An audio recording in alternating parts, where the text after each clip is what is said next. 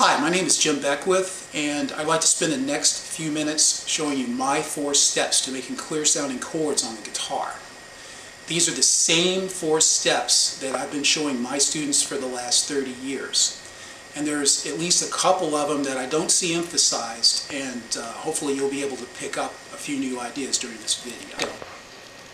Before I begin, however, I would like to go ahead and go over some of the basics, just in case you've been living in a cave or you've started completely from scratch.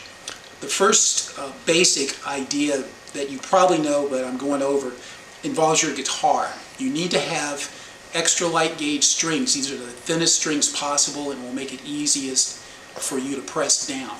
So ask for extra light gauge strings if you're not sure of what you have on your guitar.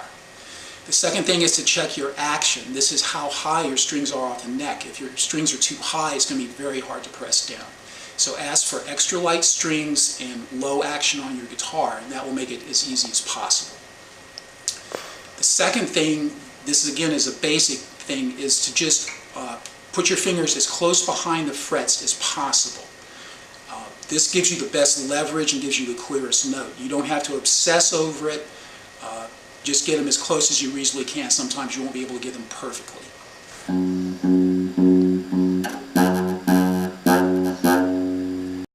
The final thing, of course, is you have to press hard enough. If you're not pressing hard enough, you won't get the pressure to make a clear note. So basically go for light strings and low action, press hard enough, and try and get your fingers as close behind the frets as you can.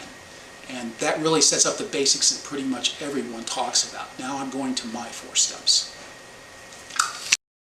Alright, the first step, which I really haven't seen emphasized too much, is to pinch the neck. What this means is you need to hold your palm away from the neck. You need to keep your thumb and fingers straight and not grip the neck like a rifle. After pinching the neck, it gives you the best angle for your fingers.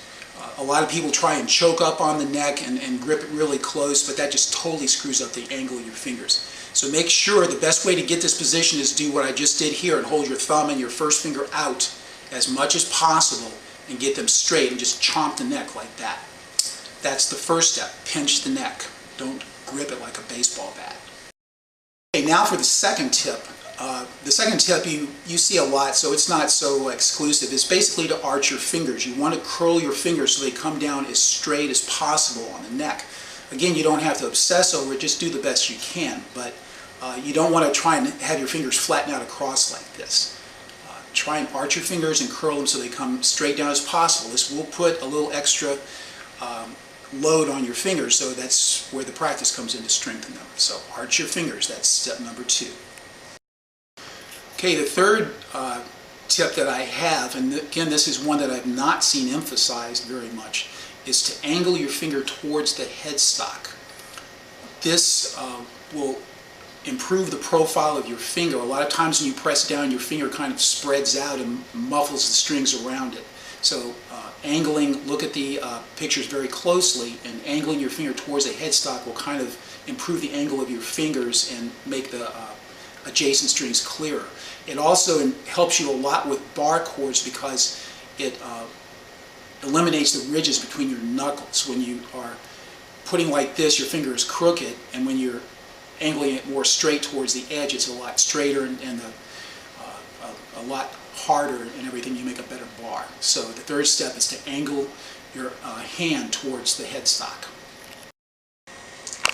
Okay, the fourth and last tip, again this is fairly common, is to adjust one finger at a time as you're making your chord and check as you're going, because a lot of times you can adjust one finger and it will be fine, and then it will throw the other fingers out. So you want to go ahead and adjust one finger at a time and correct everything. A lot of people will just put their fingers down and whang away as hard as they can and wonder why it sounds so bad, but be delicate when you play and correct a finger and then double check all your other strings and recorrect those if you have to. You may wind up, especially if you have thick fingers, you may wind up with just millimeters to really place your fingers correctly, but you can do it. So the last step is to correct and adjust one finger at a time as you're making your chord. Well, that about wraps up this video. I hope it's helped you out in your quest to make cleaner sounding chords, and remember, if all else fails, trim your fingernails.